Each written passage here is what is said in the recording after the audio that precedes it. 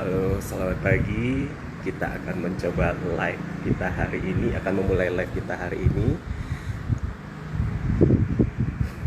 Dan untuk itu saya perlu mempersiapkan diri terlebih dahulu. Saya akan coba ngepin judul kita hari ini.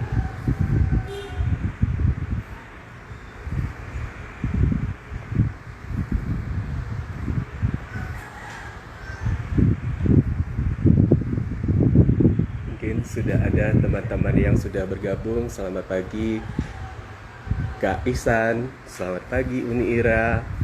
Sebentar ini kita mulainya, kita ngupin dulu ya.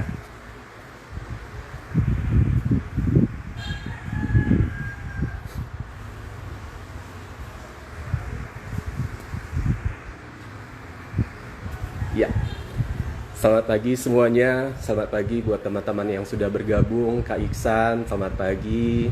Selamat pagi juga untuk Ini Ira. Kita akan memulai live kita hari ini. Hari ini adalah live saya yang pertama. Live yang saya beri judulnya adalah Nampol. Nampol itu adalah ngobrol asik minggu pagi online. Nah, kita ngobrol-ngobrol pada pagi hari ini, tetapi saya akan mengucapkan salam terlebih dahulu. Assalamualaikum warahmatullahi wabarakatuh. Selamat pagi Indonesia, selamat pagi sahabat Indonesia. Mudah-mudahan hari ini adalah hari yang menyenangkan bagi Anda semua. Dan hari ini biasanya hari Minggu kita pergunakan untuk beristirahat, kita pergunakan untuk beres-beres. Nah, hari Minggu pagi hari ini kita pergunakan juga untuk ngobrol bersama. Dan teman ngobrol yang saya undang pada pagi hari ini adalah Edvan M. Kausar. Dia adalah mentor saya. Dan Edvan M. Kausar ini memulai karirnya sebagai mentor sejak berusia 14 tahun. Untuk itu perlu kita ketahui kenapa beliau memulai karirnya di usia segitu. Kemudian siapa saja yang menjadi mentornya, apa saja buku-bukunya yang dipelajari oleh Edvan, sehingga beliau telah mementori sekian banyak orang, sampai puluhan ribu orang di seluruh Indonesia. Nah, kebetulan Edvannya sudah bergabung dan saya akan mengundang Edvan untuk langsung, tetapi sebelumnya mungkin saya sapa-sapa dulu. Ada teman-teman lainnya yang sudah bergabung. Ada Topik Bekasi, kemudian ada juga Silindung Linda. Ini teman-teman dari Zoom. Teman-teman yang belajar bersama Edvan M. Kausar juga. Selamat pagi juga untuk Bapak Agus, salah seorang dosen di Institut Teknologi Padang. Nah, kebetulan Edvan M. Kausarnya sudah bergabung. Langsung saja kita undang untuk ngobrol pada pagi hari ini.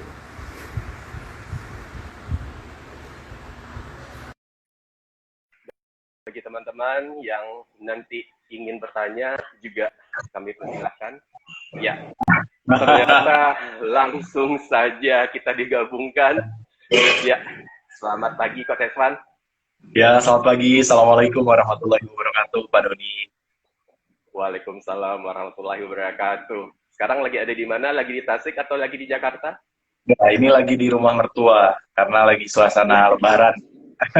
Oh, masih Lebaran di rumah mertua. Oke, Kak Ya, Edvan. ya, Pak Kita Doni. kebetulan pagi ini adalah live perdana saya. Ya, Ya kan? Sebagaimana orang yang mau sukses atau orang yang sukses, biasanya mereka mempunyai mentor. Ya, ya, mentor itu tujuannya untuk memberikan semangat, kemudian mentor itu juga untuk membuat kita keluar dari zona nyaman, ya kan? ya. Nah, karena saya juga pengen belajar, saya juga pengen sukses. Nah, saya juga punya mentor. Salah satu mentor saya adalah Edvan M. Kausar. Oh, Nah, salah satu alhamdulillah. hal yang dimentori oleh Edvan M. Kausar ini adalah mengenai public speaking. Ya, Ya ya, kan? Nah, kemudian saya juga pernah belajar dengan beliau bagaimana public speaking secara online. Berbicara di ya, depan umum itu mungkin mudah bagi sebagian orang, tetapi bagi sebagian orang tidak mudah. Nah, ya, untuk saya berbicara sebagai public speaking di depan umum secara offline itu sudah biasa. Tetapi ya, secara online berhadapan dengan kamera apalagi live itu buat saya bukan sesuatu yang biasa. Nah, ya, makanya saya belajar dari seorang mentor, Coach Edward M. Kausar, dan ini adalah prakteknya.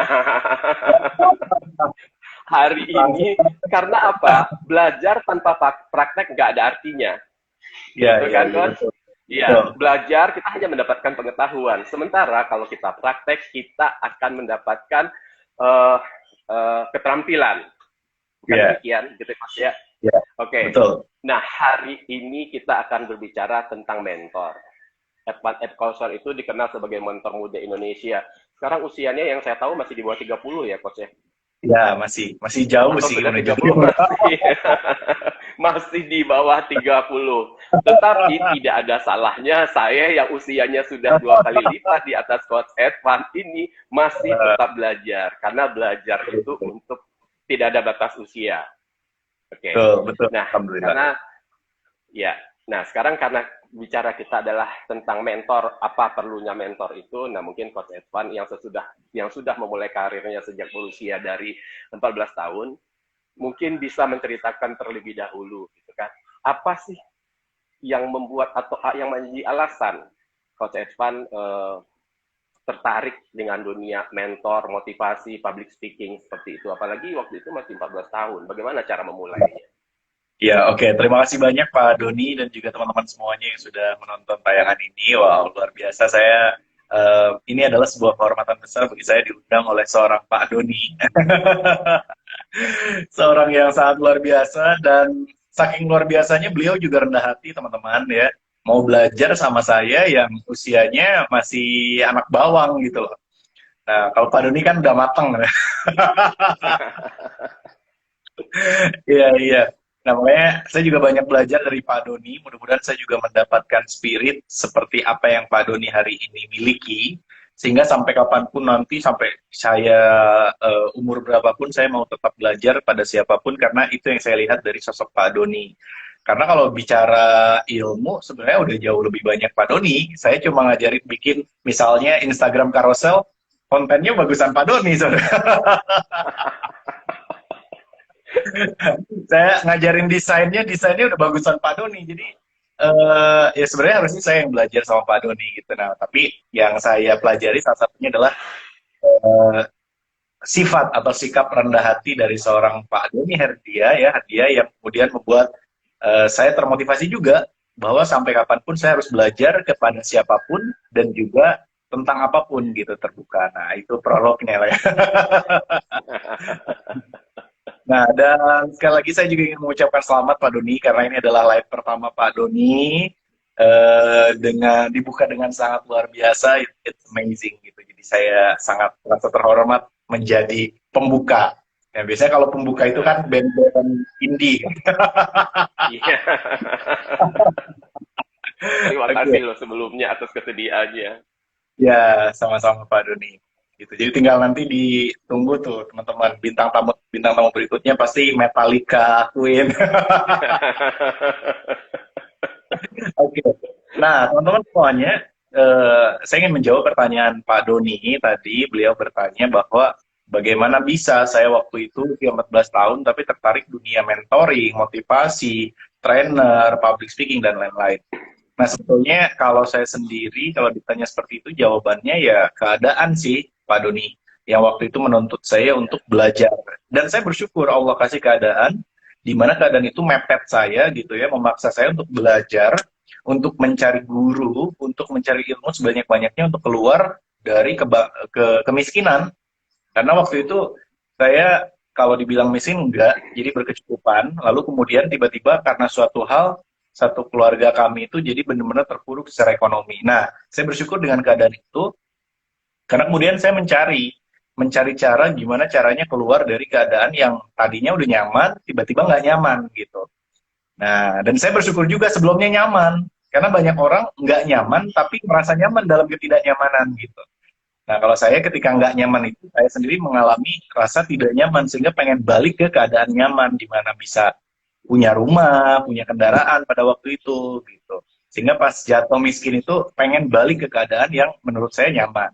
Nah, dari situlah saya, ini Allah juga sih yang ngasih takdir, tiba-tiba di sekolah, Allah datangkan seorang motivator atau trainer yang sangat luar biasa pada waktu itu, pada zamannya, yang kemudian memotivasi saya untuk bangkit. Padahal saya waktu itu udah jatuh banget, udah terpuruk, udah down gitu. Mungkin kalau anak lain bunuh diri gitu ya, karena Ya. masalahnya bukan cuma masalah ekonomi, tapi masalah-masalah hal yang lain gitu. Nah, saya sempat terpuruk, sempat ya ini hidup kayak udah nggak punya masa depan nih. Sekolah udah hampir putus sekolah, Pak Doni. Kemudian Hmm. juga rumah, mobil semua yang tadinya miliki jadi nggak ada, bahkan harus numpang di rumah orang. Pokoknya itu masih biasa. Ada hal-hal lain yang nggak bisa saya ceritakan karena sebenarnya ini bukan masalah saya, tapi masalah orang tua saya pada waktu. Ya, nah cuma saya mendapatkan dampaknya dan ya saya mensyukuri hal itu hingga kemudian saya bangkit termotivasi oleh si mentor tadi, motivator tadi. Sekarang orangnya ada di Makassar, Pak Doni. Orangnya ada di Makassar. Nggak tahu deh, terakhir itu di Makassar, nggak tahu sekarang udah pindah ke sini atau belum. Karena kita sempat lost contact, karena ya itu jauh ya, jarak jauh. Kita WA paling sekedarnya aja, dan ya udah gitu. Nah itu mentor pertama saya di bidang motivasi ya. Beliau itu yang kemudian membuat saya memiliki tujuan untuk menjadi motivator. Karena saya mikir gini, pasti di luar sana juga banyak anak-anak muda lain yang down, yang drop, yang jatuh, yang kemudian mencari cara untuk bisa bangkit dari ya rasa ketidaknyamanannya itu. Sehingga saya berpikir, wih gila ya, satu orang dia bisa bikin gue bangkit gitu. Berarti saya pun harus bisa seperti dia yang mampu membangkitkan semangat banyak anak-anak muda di Indonesia. Awalnya motivasinya itu gitu. Nah, Nah dari situ saya masuk nah, ke sekolah dan lain-lain. nah, Coach Begitu. Edvan, di usia 14 tahun, menurut saya begitu dahsyat sekali gitu ya seorang mentor yang begitu mempengaruhi seorang Edvan M. Kautsar gitu ya. Ya, ya, Langsung, oh saya juga harus menjadi seorang mentor, saya juga harus menjadi ya, seorang motivator, hanya belajar dari seorang mentor. Padahal usia 14 ya, tahun itu saya pikir masih senangnya main layangan, masih ya, senangnya mandi-mandi di sungai atau apa ya pada waktu itu gitu loh. Nah, ya, sedahsyat apa gitu loh kalau boleh bisa diceritakan pengaruhnya bisa mempengaruhi Coach Edvan sebegitu hebatnya gitu. ya. Oke, sebelum saya jawab itu ada satu hal yang harus digarisbawahi Pak Doni dan kawan-kawan bahwa saya tetap main layangan kok pada waktu itu. saya tetap saya tetap menjadi seorang anak muda gitu loh. Jadi saya nggak kehilangan masa muda. Waktu itu zamannya udah main PS juga sih. Oh, main Main PS. PS Oh, juga. main layangan zaman saya, oh enggak, zaman sekarang juga pasti pada heboh main layangan kok. Ya, main layangan juga, main PS, terus sempet juga jadi anak warnet. Walaupun kebanyakan karena lagi susah, jadi nggak main, cuma ngeliatin temen main games gitu. Nah, kayak gitu itu. Nah, kemudian sedahsyat apa pengaruh yang diberikan oleh mentor saya tersebut, inisialnya EC waktu itu.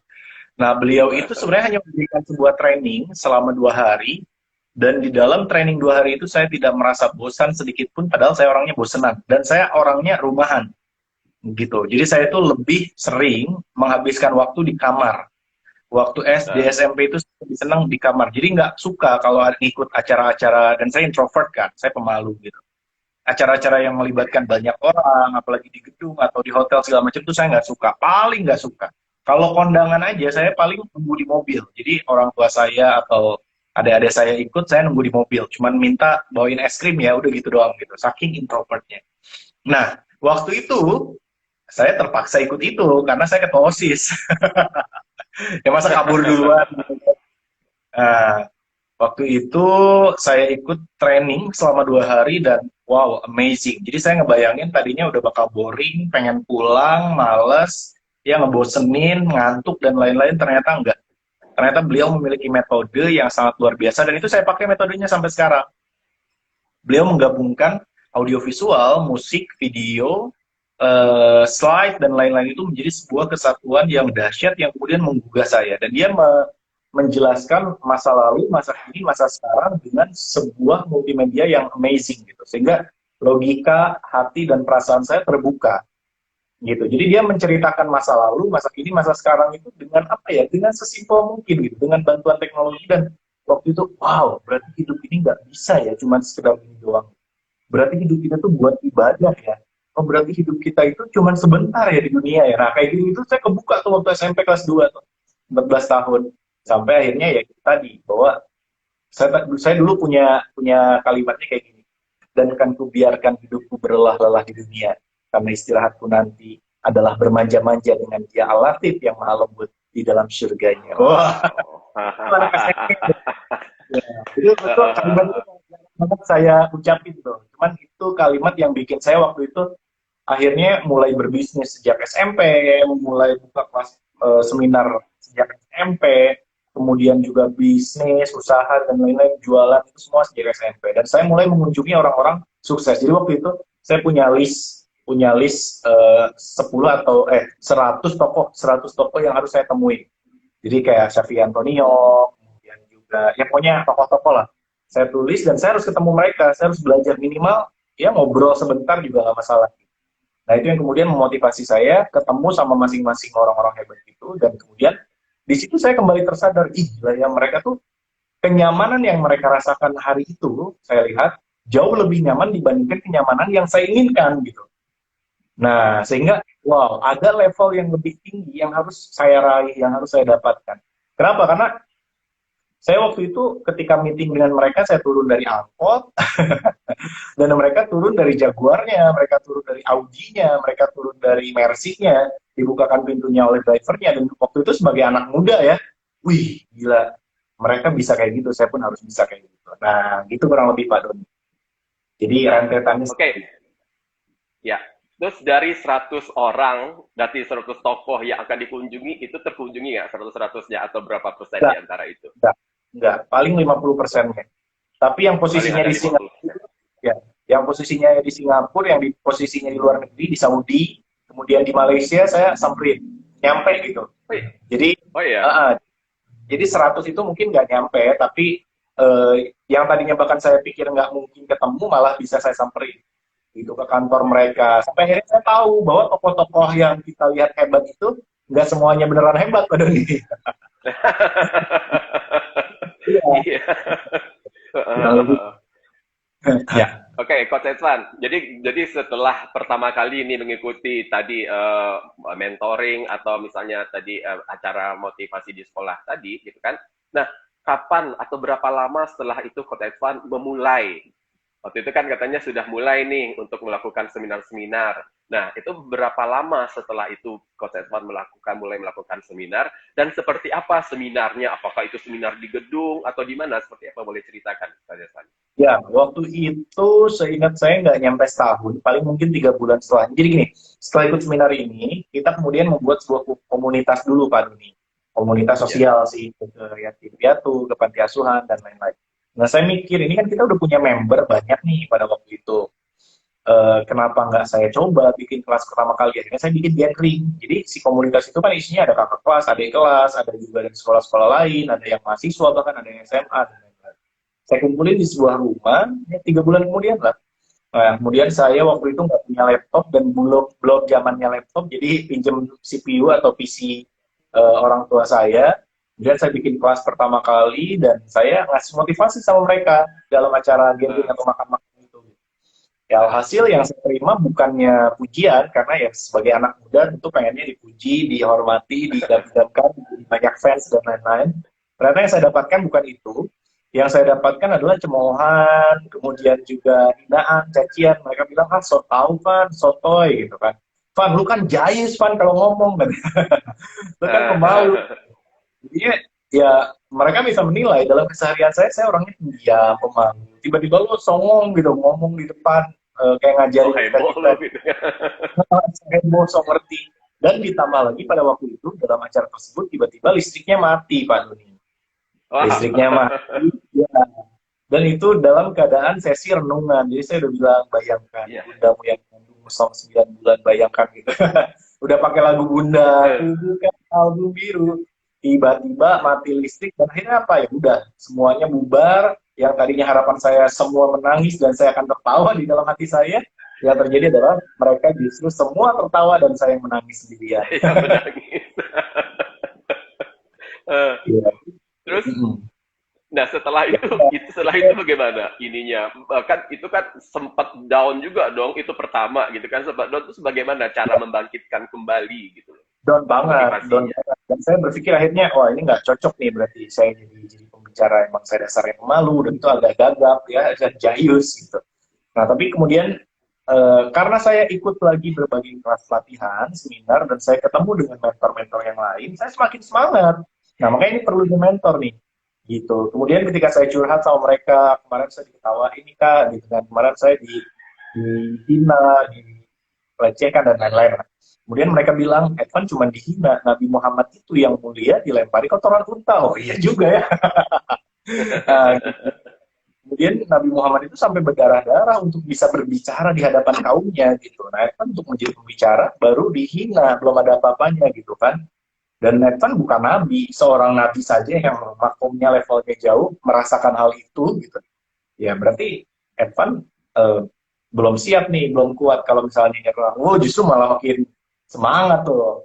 Berarti saya harus coba lagi, mulai lagi. Nah ini ya pentingnya mentor juga Pak Doni. Gitu. Jadi mungkin kalau waktu itu saya nggak ada mentor, nggak punya orang tempat curhat. Curhat ini bukan curhat sekedar curhat ya, tapi curhat tentang masa depan, tentang skill yang kita miliki, tentang kegalauan kita sebagai anak muda dan memikirkan masa depan dan lain-lain.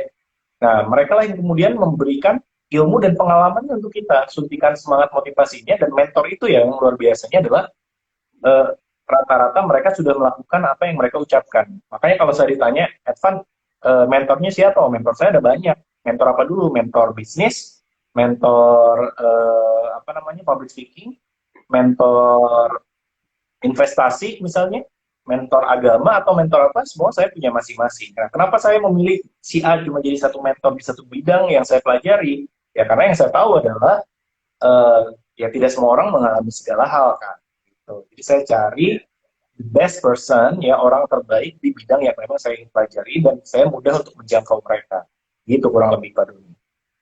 Nah, kalau boleh tahu, ini ketika sudah mulai di depan teman-teman mengadakan seminar, mengisi acara-acara motivasi seperti itu, kapan kira-kira acaranya atau sebagai seorang motivator, sebagai seorang mentor menghasilkan duit?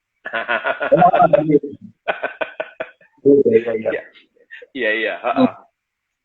Jadi waktu itu saya tadinya kan masih acara-acara sosial nih, ya kan? Nah sekarang ya acara yang boleh dibilang lah komersialnya gitu.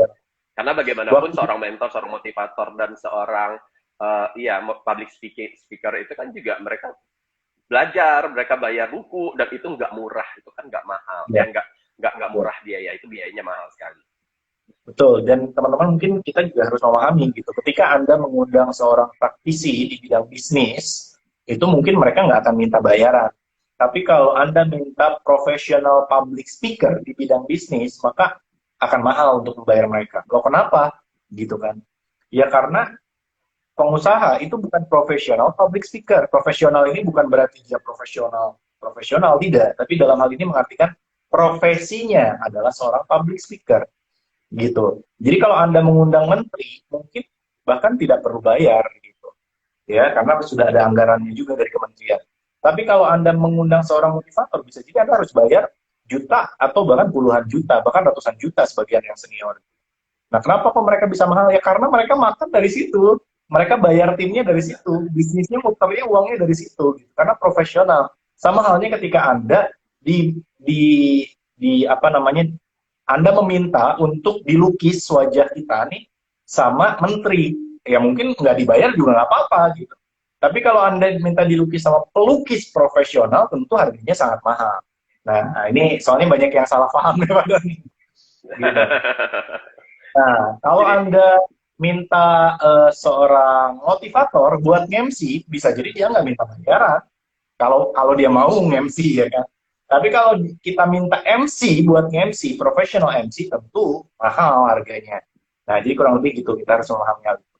Nah, kemudian, lalu kapan saya mulai menghasilkan uang? Seingat saya, Pak Doni, saya mulai menghasilkan uang itu ketika SMP kelas 3 atau SMA kelas 1. Saya lupa umur tepatnya. Wow. Yang waktu itu, saya diundang mulai keluar kota. Jadi saya tinggal di Tasikmalaya, saya diundang pertama kali keluar kota itu ke Cilacap, Jawa Tengah. Dan waktu itu yang undang perusahaan Pertamina, tapi anak-anaknya yang orang tuanya kerja di Pertamina, gitu. Ya kan di Cilacap itu tempat kilang minyak dan sebagainya. Pada waktu itu saya pertama kali dapat uang tuh. Seingat saya 5 juta kalau nggak salah, 5 jutaan. Wow. untuk 5 juta itu untuk bayar sopir, habis buat bayar bensin kan jauh. Habis buat makan di jalan.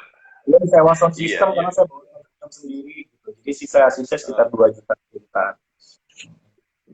Tapi di awal-awal yang penting kan kita diberikan pengalaman, kita diberikan kesempatan terlebih dahulu, dan biasanya yang namanya materi atau berupa uang itu biasanya sih menyusul ya Coach ya.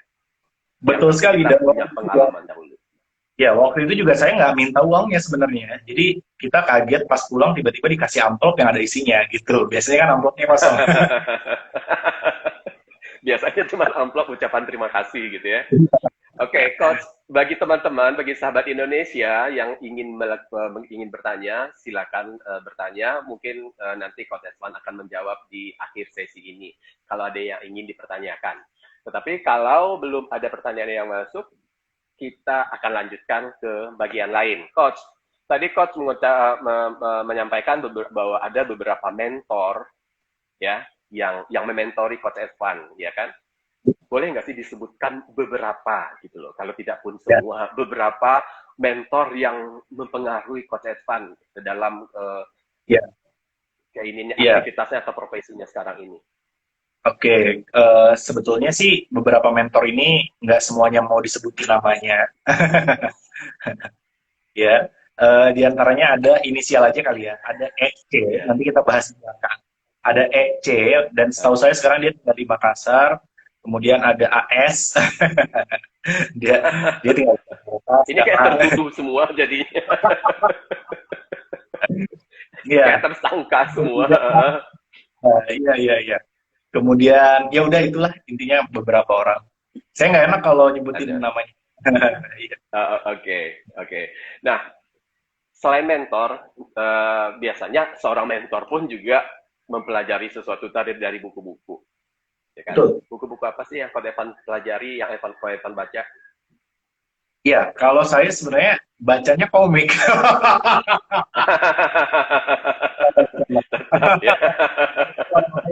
Kayak gitu ya.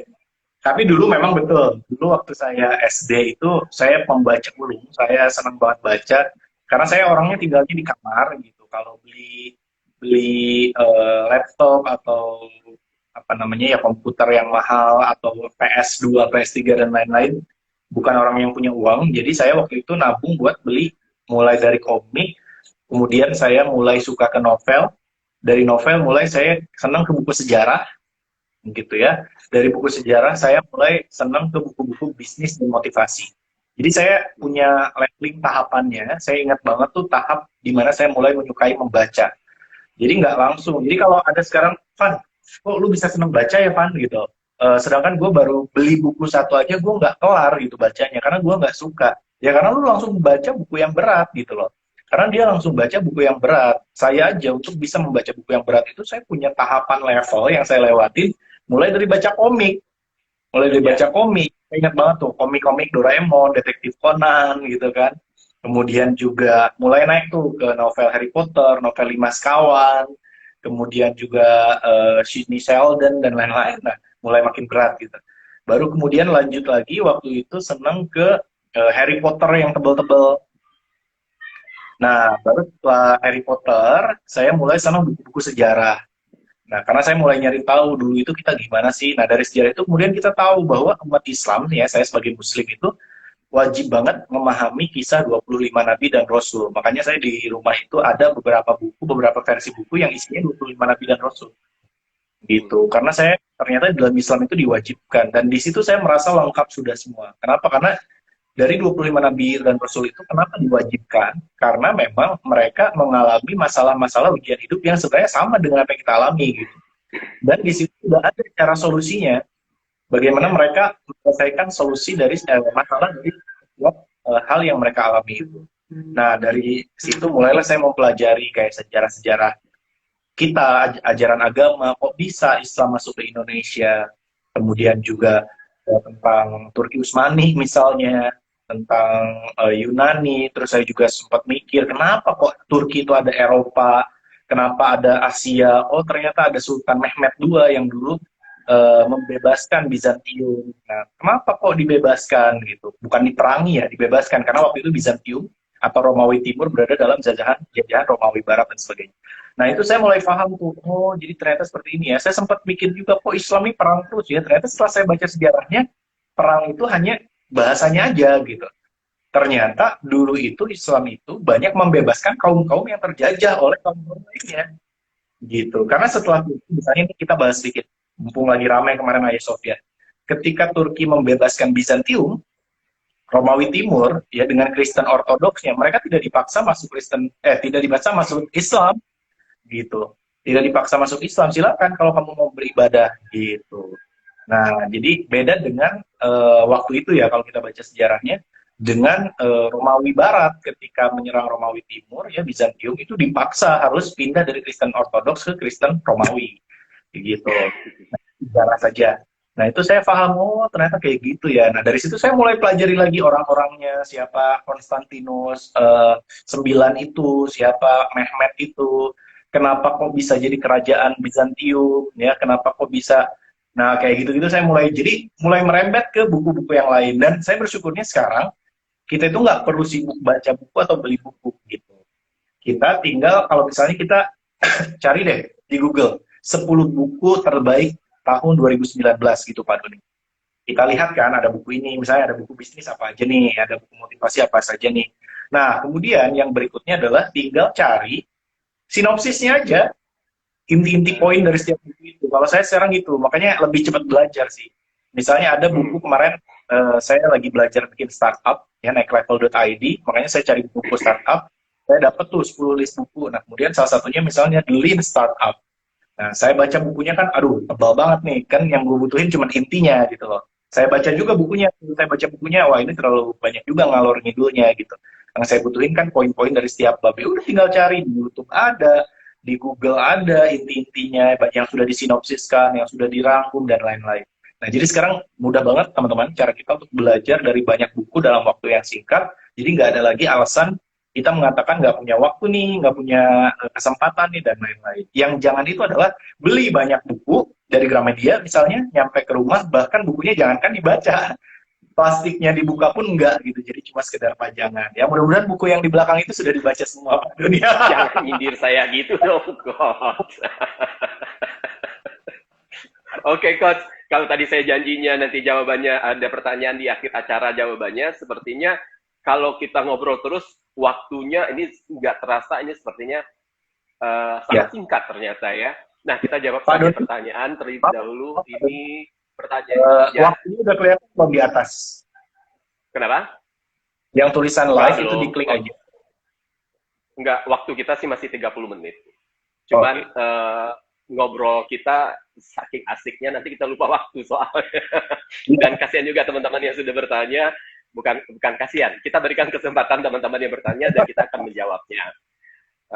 Gimana sih caranya agar kata-kata kita cepat keluar dari mulut tanpa menyusun bait kata per kata dalam berpublic speaking? Jadi gimana, kadang-kadang kan kita harus nyusun dulu, terus apa yang ditulis, apa yang disusun, terkeluarnya lain. Nah, sekarang gimana? Secara otomatis gitu maksudnya, Coach? Iya.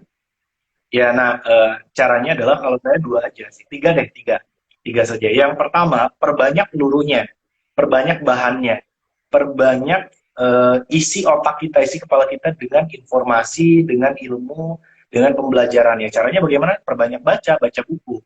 Dan saya sangat merekomendasikan, ya jelas Quran saya rekomendasikan, atau kitab suci Anda masing-masing dan keyakinan Anda. Yang kedua adalah baca kisah 25 Nabi dan Rasul. Karena itu yang akan mempermudah Anda jadi seorang coach, jadi seorang mentor. Kenapa? Karena semua masalah di situ udah ada solusinya, dan udah dicontohin gitu. Ya, dan dari masalah ringan sampai masalah berat. Nah, jadi pertama, banyak baca. Banyak orang kesulitan untuk merangkai kata karena kurang informasi, kurang bahan. Kayak Anda disuruh masak tapi kurang bahan, yang nggak jadi-jadi masakannya gitu, yang ada gagal. Sama halnya ketika Anda mau mengeluarkan isi teko dan teko hanya mengeluarkan isinya, jadi apa yang Anda isi otak Anda gitu. Kalau tekonya kosong ya berapa lama pun Anda coba putar tekonya untuk bisa mengeluarkan isinya, ya nggak ada keluar apapun gitu. Itu yang pertama, perbanyak baca, perbanyak informasi, perbanyak peluru di dalam otak atau pikiran kita. Yang kedua adalah perbanyak self-talk, perbanyak ngomong sama diri sendiri gitu. Nah, ngomong sama sendiri itu kita atur tuh pemilihan bahasanya, kemudian juga pemilihan topiknya. Jadi kadang di dalam diri kita itu kita self talk, tapi self talknya julidin orang, ya kan? Ya, Nah, di dalam diri kita ngomong nih, kita ngobrol nih berdua nih sama siapa gitu kan, ya sama diri kita sendiri, tapi yang ngebayangin keburukan orang dan lain-lain dan lain-lain dan lain-lain. Hati-hati, itu akan secara otomatis terucap ketika Anda berbicara di depan umum. Kenapa? Karena ya ketika kita ngobrol self talk dengan diri sendiri itu akan terekam dalam alam bawah sadar, dan ketika Anda akan mengucapkan suatu hari nanti, jangan sampai si alam bawah sadar itu tiba-tiba ngomongin atau memberikan kita kalimat-kalimat yang justru bikin kita gagal berbicara di depan umum. Jadi tadi pertama baca buku, kedua perbanyak self talk yang positif ya. Kayak mengasih motivasi diri. Nah, sebelum kita ngasih motivasi pada orang lain dengan mulut kita, ya kita harus sering ngasih motivasi diri sendiri melalui hati dan kalimat-kalimat yang sering kita bicarakan atau obrolkan ya. Kita buat percakapan dengan diri sendiri. Nah, yang ketiga adalah latihan, latihan, latihan, latihan. Kalau di PSC atau Public Speaker Community, saya sering sekali selalu mengucapkan sebuah kalimat bahwa ya tidak ada pembicara yang terlatih, yang ada adalah pembicara yang mau terus berlatih. Makanya kalau saya sendiri kayak di mobil itu saya taruh kamera, Pak Doni. Jadi kalau saya lagi nyetir sendirian, daripada ngantuk, mendingan ngoceh gitu, direkam. Terus direkam, saya upload ke YouTube. Upload jadi podcast. Nah, walaupun sering ada juga yang protes, katanya nyetir jangan sambil main gadget. Saya bilang itu nggak main gadget, karena memang kameranya nempel di situ, dan saya tinggal ngomong aja, tinggal nanti dikopiin memorinya. Gitu. Nah, jadi perbanyak latihan, teman-teman. Gitu. Latihan itu bisa di mana, Mas Evan? Soalnya saya belum dapat panggung. Ketika Anda ikut sebuah forum, jadilah orang yang mengangkat tangan dan berbicara. Ketika Anda menjadi peserta di sebuah acara, jadilah Anda orang yang meminta untuk mic, entah itu untuk bertanya, ya, meminta mic entah itu untuk bertanya, atau justru ikut mengomentari, atau mengucapkan terima kasih pada panitia yang menyelenggarakan acara, dan lain-lain. Itu yang harus sering kita latih dan lakukan. Karena walaupun kayak saya nih punya kekurangan di masa lalu berbicara, saya orangnya agak gagap, kadang sekarang masih sering terbawa, ya karena itu bawaan ya. Tapi ya setidaknya ini adalah sebuah quantum leap dalam hidup saya, atau lompatan skill yang saya rasakan, yang tadinya ngomong aja susah, jangan ngomong, ketemu orang aja malu gitu kan. Tapi sekarang bisa berbicara di depan banyak orang, ya alhamdulillah. Jadi kuncinya 3, perbanyak baca, kedua perbanyak bicara dengan diri sendiri, dan ketiga perbanyak latihan. Iya. Oke, Coach, saya juga ingin berbagi cerita sedikit ini berdasarkan pengalaman dan cerita-cerita yang didengar oleh orang. Dulu Ruben Onsu dan Olga, almarhum Olga itu dulu juga sebelum mereka setop sekarang, kalau Olga sudah nggak ada ya, Ruben. Sebelum mereka seterkenal dan sehit sekarang ini, dulu-dulunya mereka juga di mana-mana pun mereka pasti ngomong. Dulu mereka juga sudah memulai pekerjaan sebagai MC, sebagai pembawa acara, baik di TV maupun di luar TV gitu kan. Tapi mereka kalau lagi jalan-jalan nih, jalan-jalan di mall, temu kaca, ketemu eskalator itu kan dari stainless kan, itu terlihat kan wajah kita. Mereka bisa berhenti dulu terus ngomong berdua di depan, halo selamat siang pemirsa, bla bla bla bla bla bla, seperti itu gitu loh.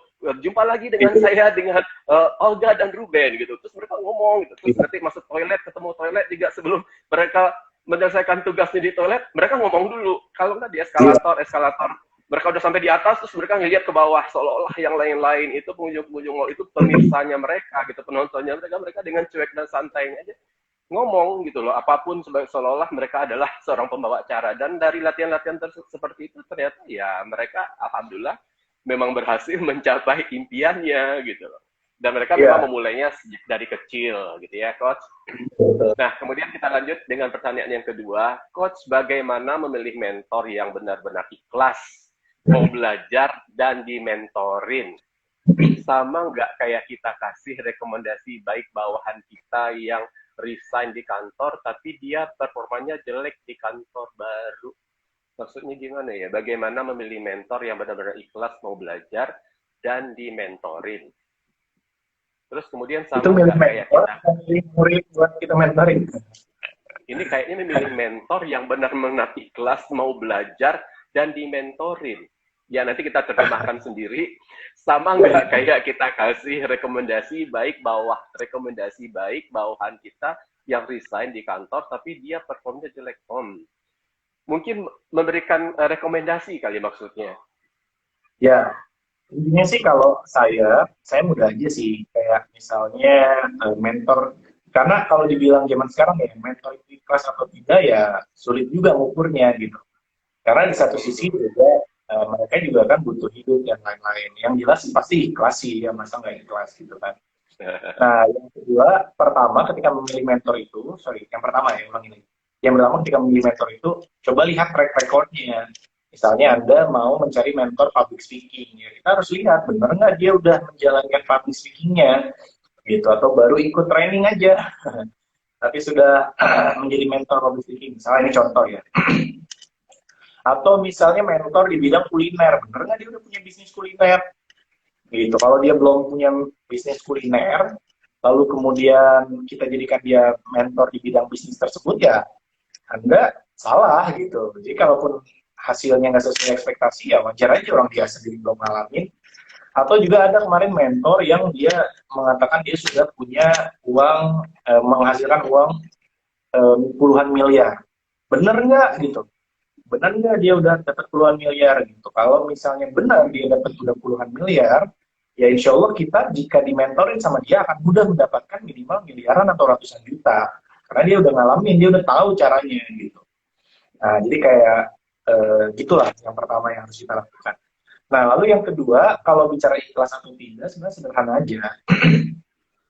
Tinggal lihat, ketika misalnya kita gabung ke komunitasnya dia mentorin kita itu memang ada maunya atau memang ikhlas gitu. Karena ada juga yang kayak gini, ya ini introspeksi saya juga. Pas bikin event baru mentorin. Pas ada mau baru ngasih materi gitu. Nah gitu ya, tapi bisa juga di satu sisi mereka kebanyakan nge-mentorin juga. Akhirnya ada salah satu grup yang terabaikan gitu. Atau mungkin dia sendiri sudah grupnya udah sepi lah, nggak usah deh gitu kan. Nah tapi dia biasanya tetap dia mentorin di mana, di tempat-tempat yang memang publik, kayak di Instagram, di Facebook, di YouTube, yang bisa diakses sama siapa saja. Gitu sih kurang lebih. Jadi untuk menilai ikhlas atau tidaknya ya sebenarnya itu diri dia dan Allah sih yang tahu. Tapi setidaknya lebih baik kalau menurut saya pilih aja mentor yang benar-benar sudah membuktikan apa yang akan dia ajarkan kepada kita. Gitu. Tapi kalau menurut saya justru kitanya sendiri yang dulu harus ikhlas duluan. Ikhlas mau belajar, ikhlas mau mendapatkan pengetahuan baru, ikhlas mau mendapatkan ilmu yang baru, ikhlas untuk menyediakan waktu juga untuk belajar. Begitu ya, Coach ya? Nah, betul. Kemudian ada, ya bagaimana Coach? Ya, betul. Nah, ini ada lagi. Izin bertanya, Coach, ini dari Rosnani, saya dari Meranti Riau, yang ingin saya tanyakan bagaimana cara kita membiasakan diri untuk membaca buku, dan waktu yang tepat untuk membaca buku kapan? Nah, bagaimana cara membiasakan diri untuk membaca, dan waktunya kapan sih, Coach? Ya, untuk membiasakan diri membaca, teman-teman, dan siapa tadi namanya? Rosnani ya. Rosnani, hal yang pertama adalah pilih buku bacaan yang memang ringan atau sesuai dengan minat dan kesukaan kita gitu, passion kita. Jadi kalau Anda mau baca buku-buku tentang bisnis makro, sedangkan Anda senangnya literasi, senangnya apa? Misalnya tentang puisi dan lain-lain yang nggak nyambung gitu. Jadi mulailah membaca dari sesuatu yang kita sukai. Tadi saya sudah sempat cerita ya Pak Doni bahwa saya aja mulainya dari komik. Dari komik, itu komik sampai ibu saya tuh bingung gitu ketika saya udah mulai pindah ke Jakarta, ini komik mau dibawa nggak? Banyak banget, berapa rak tuh. Dan awalnya komik, lama-lama masuk ke novel, lama-lama masuk ke buku sejarah, lama-lama masuk ke buku bisnis dan motivasi, ya. Baru kemudian ke buku-buku yang berat gitu, kayak bukunya Renal Kasali lah, buku-buku yang bisnis makro dan lain-lain. Kita nggak bakalan bisa baca dengan sering ya, dengan waktu yang sering kita lakukan kalau memang bukunya nggak kita sukai, apalagi kita pemula gitu. Jadi pastikan Anda baca dulu buku yang kita sukai. Lalu kapan waktu paling tepat untuk membaca? Kalau saya sih kapan aja ya, karena kalau saya kebanyakan baca tuh kalau Mas Abdul tahu tuh mungkin saya misalnya di pesawat itu saya baca gitu ya, atau di mobil saya baca. Nah, kalau saya misalnya lagi malas baca, apa yang saya lakukan? Ya, tadi saya buka YouTube, saya cari sinopsisnya, atau cari orang yang membuat review terhadap buku tersebut, saya tinggal dengerin. Gitu. Dan itu ada di Spotify, di podcast itu ada semua. Jadi sekarang membaca itu tidak selalu harus dengan mata kita, tapi bisa juga dengan telinga kita, karena banyak orang yang sudah membacakan buku tersebut untuk kita direkam dan kita tinggal menontonnya atau mendengarnya. Gitu Pak Doni. Oke. Nah, Coach, ini ada yang bertanya lagi, ini kaitannya dengan public speaking nih, bagaimana agar kita tidak gugup berbicara di depan umum. Kadang kalau udah di gugup itu, kata-kata yang disiapin biasanya suka hilang, biasanya kan membuat kita down. Nah, bagaimana caranya mengatasi kegugupan? Menurut ini Zaid 22. Ya, kalau berbicara gugup atau deg-degan, semua orang saya rasa masih deg-degan. Bahkan tadi kalau boleh jujur, saya yakin Pak Doni pun untuk first time deg-degan. Sampai napasnya tersengal-sengal. Kok sama? Ya, itu juga karena faktor usia gitu ya. Enggak sih, itu karena faktor pertama lagi. Iya. Karena apa ya, mungkin kalau besok yang kedua udah enggak gitu. Nah, artinya apa? Termasuk saya nih, sekarang udah lama kan libur kan, nggak ngomong depan umum. Besok misalnya saya tiba-tiba ada seminar yang live, bisa jadi saya deg-degan lagi gitu. Dan itu hal yang wajar, itu hal yang manusiawi. Yang bahaya itu kalau kita udah nggak deg-degan, ya innalillahi wa inna ilaihi Iya. raji'un. Nah, makanya kalaupun deg-degan, semua orang saya yakin deg-degan gitu. Ya, bahkan ada salah satu mentor saya namanya RM, dia salah satu mentor public speaking saya, dan dia selalu cerita, Van, sampai kapanpun kakak dia bilang, kalau megang mic itu pasti ngucur air keringat dingin. Yeah. Gitu. Padahal dia mungkin sudah 20 tahun lebih di dunia public speaking, bahkan udah hampir 30 tahun gitu sekarang. Nah, tapi dia masih deg-degan. Kenapa saya bilang? Ya, tapi awalnya doang gitu, awalnya doang. Nah, lalu apa bedanya deg-degan orang yang sudah berpengalaman dengan deg-degan yang belum berpengalaman? Orang yang deg-degannya sudah berpengalaman, dia deg-degan, kayak saya misalnya deg-degan di awal, tapi dia tahu bagaimana cara mengatasinya. Dia tahu kalau ngeblank itu apa yang harus dilakukan. Dia tahu kalau ngeblank itu cara mengalihkan perhatian audiensnya seperti apa, begitu. Nah, kalau yang belum berpengalaman ketika ngeblank udah diem, garuk-garuk dan lain-lain. Nah, jadi hal yang harus Anda lakukan sederhana, perbanyak jam terbang, perbanyak peluru Anda gitu. Nah, lalu gimana kalau tiba-tiba beneran ngeblank nih Mas Edvan? Gampang. Kalau misalnya kita lagi bahas 3 hal, 3 poin, kita lupa nih poin kedua apa, ya udah tinggal bisa balik lagi membahas poin pertama atau langsung loncat ke poin ketiga. Itu cara termudah. Atau misalnya bingung nggak ada yang pertama pun ikut lupa, yang ketiga ikut lupa, ya udah cari hal yang kita ingat atau cari hal-hal yang bisa kita komentarin gitu. Dan kemudian tinggal ambil hikmahnya, ambil motivasi dari hal yang kita komentarin itu. Nah, emang dikira saya nggak pernah ngeblank, sering ngeblank. Atau bisa juga jadi bercandaan gitu. Tadi saya ngomong apa ya? Nah, kayak gitu-gitu. Ya. Intinya tinggal bagaimana kita mengatasi atau menanganinya. Gitu. Padahal tanpa kita sadari, kita sudah mempraktekkan itu tadi ya, Coach ya, tanpa kita sadari ya. Ngeblank dikit, tapi orang nggak tahu gitu ya. Oke. Nah, nggak tahu kalau kita ngeblank gitu. Iya. Nah, seperti yang Coach Evan sampaikan tadi, bahwa kita harus memperbanyak jam terbang. Nah, inilah sebenarnya yang saya lakukan gitu loh. Sebenarnya saya ngadain live gini, saya nge-live gini sebenarnya untuk melatih diri saya sendiri, untuk memperbanyak jam terbang saya sendiri gitu loh. Mumpung ada kesempatan kita bisa bikin program bebas, kita bebas mau ngapa-ngapain gitu kan ya. Kenapa tidak kita manfaatkan? Begitu kan Coach ya? Nah, Coach Evan, saya juga ingin bertanya, kenapa kan Coach Evan ini selain public speaking juga memberikan motivasi tentang kuantum rezeki, ya. Yang terbanyak kalau saya lihat itu tentang public speaking dan juga kuantum rezeki, gitu kan. Kenapa hal tersebut menjadi pilihan, yang dua tersebut menjadi pilihan dari Coach Evan? Ya, terima kasih Pak Doni atas pertanyaannya. Sebenarnya kalau boleh jujur, boleh cerita, materi yang paling sering saya bawakan itu judulnya Bahagia Bekerja, Bekerja Bahagia. Itu yang paling sering. Iya. Iya. Bisa 3 kali membawakan materi itu. Nah, kalau itu yang paling pertama. Yang kedua paling sering, itu bukan juga kuantum rezeki atau public speaking, tapi yang kedua yang paling sering saya bawakan adalah passionpreneur. Gitu, bagaimana menggabungkan passion dengan entrepreneurship. Jadi kalau di perusahaan-perusahaan, saya bahas bahagia bekerja, karena mereka harus bahagia ketika bekerja. Kalau di kampus, di sekolah, dan lain-lain, itu saya bawakan tentang bagaimana mereka memiliki passion dan bermindset wirausaha. Nah, lalu bagaimana dengan kuantum rezeki dan public speaking? Nah, itu sebenarnya lebih ke panggilan hati sih. Kalau public speaking, saya merasa bahwa saya sudah cukup berpengalaman untuk mengajak orang-orang ikut belajar bicara di depan umum.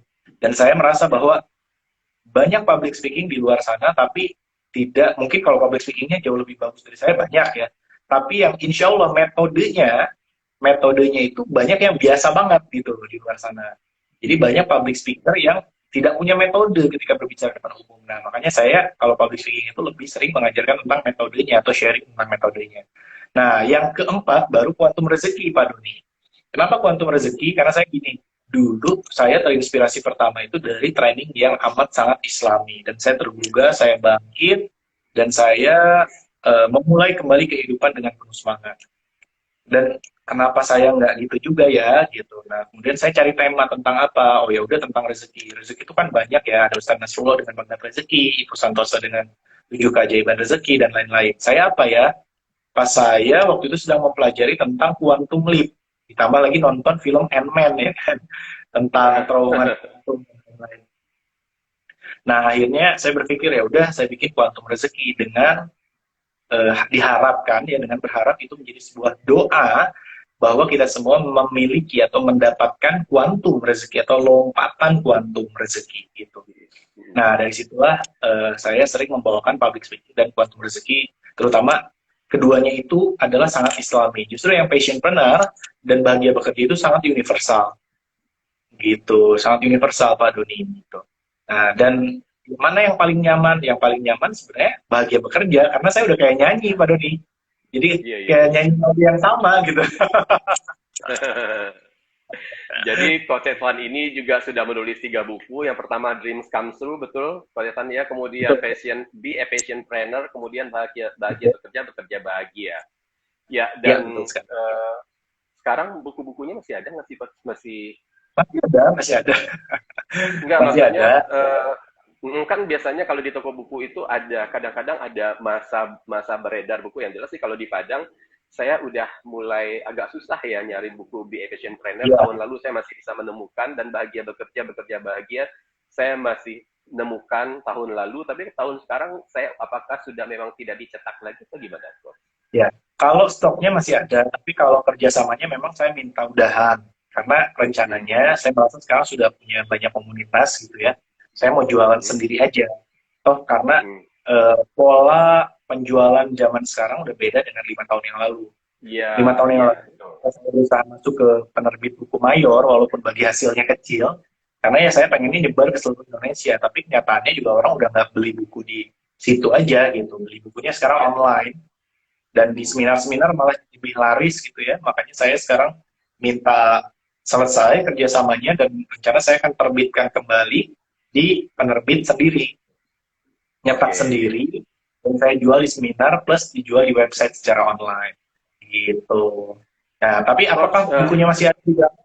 Masih ada untuk beberapa Gramet. Misalnya di Gramet Padang misalnya, tinggal tanya aja ke manajernya, biasanya ada di gudang mereka gitu. Karena memang udah nggak kerja dengan komputernya. Dan biasanya saya udah tanya sih tahun lalu sih udah sempat stoknya tinggal 1 atau tinggal 2, dan setelah itu saya cari udah habis. Tapi nanti kalau pesan langsung bisa dong, Coach ya. Bisa. Ternyata nampol ngobrol asik minggu pagi online ini benar-benar asik, dan tanpa disadari waktu kita ternyata kurang ya. Kalau kita dikasih kesempatan berbicara 1 jam di sini itu ternyata kurang. Masih banyak yang kita obrolin, masih banyak yang kita terbincangkan. Karena waktu kita sangat terbatas, mungkin 2 menit, Coach Edwan, sebagai penutup ngobrol kita. Pak Doni, terima kasih banyak. Jadi di dalam hidup ini kita harus punya mentor. Siapapun di dunia ini kalau mau sukses harus punya mentor. Mentor yang mana? Mentor yang sudah lebih dulu meraih kesuksesannya.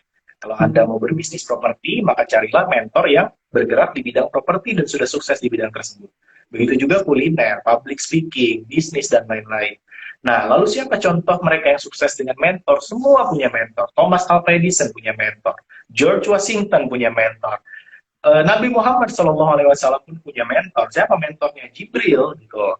Ya, jadi semua punya mentor. Ya, kita kan nggak mungkin mentornya Jibril. Ya. Maka kita carilah orang yang bisa mengingatkan kita ketika kita salah, ya, kemudian mengingatkan kita ketika kita hampir terjatuh, memberi petunjuk jalan yang pernah mereka lalui, mana yang lebih aman dan menyelamatkan bisnis kita, karir kita. Nah, orang-orang inilah yang kemudian kita pilih sebagai mentor. Apakah mentor harus orang yang terkenal? Tidak. mentor adalah harus mereka yang sudah terbukti berhasil menjalankan apa yang dia geluti di dalam bidang tersebut. Gitu. Bagaimana cara mencarinya? Setidaknya ada 3 tempat. Pertama, kita datangi orang-orang yang sudah sukses. Misalnya ada restoran terkenal, restoran sukses, ya kita sering main ke sana, mulailah jadi pelanggan tetap, lama-lama kita akan ketemu. Karena saya dulu gitu waktu resto dimsum. Kemudian saya ketemu dengan owner, saya ngobrol, saya dapat banyak ilmunya, itu akhirnya jadi mentor saya. Yang kedua, ikut seminar atau workshop, di mana di situ kita akan banyak ketemu pembicara-pembicara yang sudah lebih awal sukses dibanding kita, lebih dulu sukses dibanding kita, minta nomor handphonenya, jangan dulu minta dimentorin, tapi perbanyak dulu kita ngasih manfaat sama dia sampai dia mengenal kita, dan dia sendiri yang nanti ngajak kita ketemu, ngajak kita kopdar, dan lain-lain. Gitu. Nah, yang ketiga, ikut ke komunitas. Di komunitas-komunitas itu biasanya ada mentornya. Karena satu hal yang membuat orang-orang bertahan di komunitas tersebut adalah karena ada mentor yang selalu membimbing dan memberikan ilmunya kepada kita. Jadi, di 3 hal itu kita bisa menemukan mentor. Mentor sangat kita butuhkan untuk mempercepat kesuksesan kita, karena kita tidak perlu lagi mengalami kegagalan di dalam hidup kita. Minimal kita bisa belajar dari kegagalan-kegagalan mentor kita dan menjadikan diri kita untuk tidak mengalami kegagalan yang sama. Semoga bermanfaat. Terima kasih Coach Evan. Tapi saya tambahkan, kadang-kadang dalam memilih mentor itu juga butuh chemistry ya Coach ya, kalau menurut saya gitu ya. Ada banyak mentor, tapi kok perasaan kita nggak nyambung ya sama dia gitu loh. Padahal ilmunya bagus, tapi ada sesuatu yang tidak nyambung, jadi kita tidak merasa terlalu terikat atau terlalu terkait untuk belajar selanjutnya dengan sang mentor itu, walaupun sebenarnya dia mentor yang oke gitu. Jadi saya pikir kalau berdasarkan pengalaman saya sih memang harus ada chemistry juga antara kita dengan sang mentor. Dan demikian yang saya alami dengan Coach Evan dan grup-grup komunitas-komunitas seperti Public Speaker Community, kemudian juga ada Naik Level Community, naiklevel.id gitu kan. Itu adalah komunitas-komunitas kita dalam mengembangkan diri atau mengembangkan potensi kita selanjutnya yang dimentori oleh Coach Evan. Begitu kan, Coach? Ya. Dan kalau teman-teman mau saya mentori, teman-teman bisa bergabung di seminar di Passionpreneur dan Public Speaking pada tanggal 8 Agustus 2020 di Zoom online, ya Pak Doni. Jadi silakan teman-teman gabung. Bayar nggak Mas Evan? Bayar, tapi ada kelas-kelasnya, ada yang paling murah, itu di bawah 100.000, sampai yang paling mahal cuma 240.000. Kok mahal banget 240.000? Karena benefitnya insya Allah akan banyak sekali, bukan hanya sekali 2 kali di mentoring, tapi setiap 2 minggu sekali ya.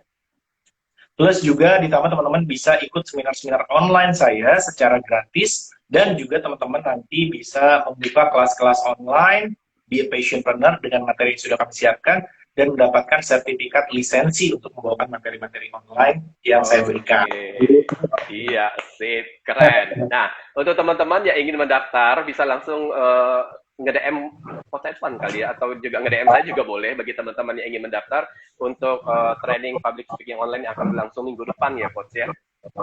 Ya, nanti informasinya boleh nanti melalui DM atau nanti di feed-nya Coach Evan di mention aja kalau ingin bertanya tentang itu, tentang training public speaking online yang akan diselenggarakan pada tanggal 8 Agustus 2020, berarti itu minggu depan ya. Tanggal berapa ya, Coach?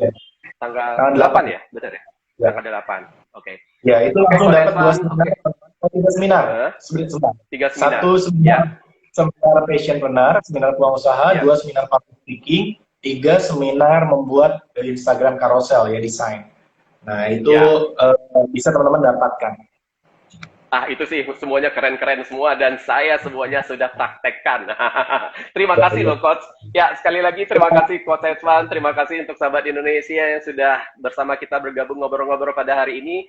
Tentu saja di acara Ngobrol Asik Minggu Pagi Online. Dan jangan lupa minggu depan kita juga akan berbincang-bincang lagi, kita akan ngobrol-ngobrol lagi tentunya dengan teman ngobrol kita yang berbeda, tentunya juga dengan topik ngobrol yang berbeda. Terima kasih. Wassalamualaikum warahmatullahi wabarakatuh. Waalaikumsalam warahmatullahi wabarakatuh. Sampai ketemu Pak Doni. Sukses selalu.